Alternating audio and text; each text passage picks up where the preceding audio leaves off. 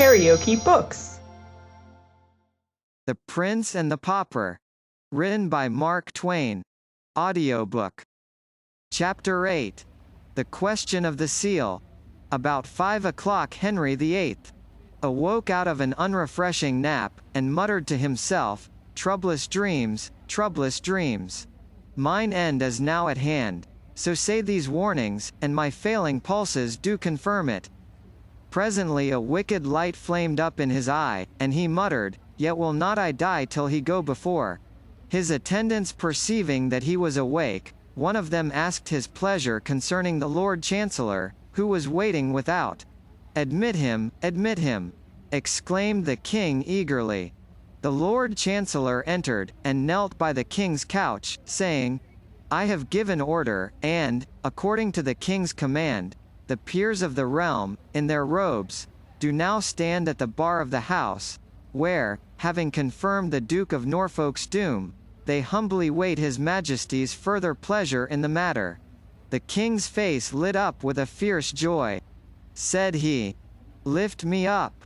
In mine own person will I go before my parliament, and with mine own hand will I seal the warrant that rids me of." His voice failed, an ashen pallor swept the flush from his cheeks, and the attendants eased him back upon his pillows, and hurriedly assisted him with restoratives. Presently he said sorrowfully, "Alack, how have I longed for this sweet hour! And lo, too late it cometh, and I am robbed of this so coveted chance. But speed ye, speed ye. Let others do this happy office sith 'tis denied to me. I put my great seal in commission. Choose thou the lords that shall compose it, and get ye to your work. Speed ye, man. Before the sun shall rise and set again, bring me his head that I may see it. According to the king's command, so shall it be. Wilt please your majesty to order that the seal be now restored to me, so that I may forth upon the business?" "The seal? Who keepeth the seal but thou? Please your majesty, you did take it from me 2 days since, saying it should no more do its office till your own royal hand should use it upon the Duke of Norfolk's warrant." "Why, so in sooth I did. I do remember. What did I with it? I am very feeble. So oft these days doth my memory play the traitor with me. 'Tis strange, strange." The king dropped into inarticulate mumblings, shaking his grey head weakly from time to time, and gropingly trying to recollect what he had done with the seal. At last my Lord Hertford ventured to kneel and offer information. "Sire, if that I may be so bold, here be several that do remember with me how that you gave the great seal into the hands of His Highness the Prince of Wales to keep against the day that—" "True, most true," interrupted the king. "Fetch it. Go. Time fleeth." Lord Hertford flew to Tom, but returned to the king before very long, troubled and empty-handed. He delivered himself to this effect: "It grieveth me, my lord the king, to bear so heavy and unwelcome tidings, but it is the will of God that the prince's affliction abideth still, and he cannot recall to mind that he received the seal.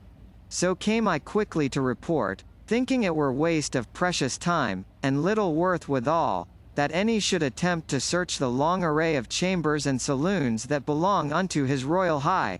A groan from the king interrupted the lord at this point. After a little while his majesty said, with a deep sadness in his tone, "Trouble him no more, poor child. The hand of God lieth heavy upon him, and my heart goeth out in loving compassion for him, and sorrow that I may not bear his burden on mine old trouble-weighted shoulders, and so bring him peace." He closed his eyes, fell to mumbling, and presently was silent.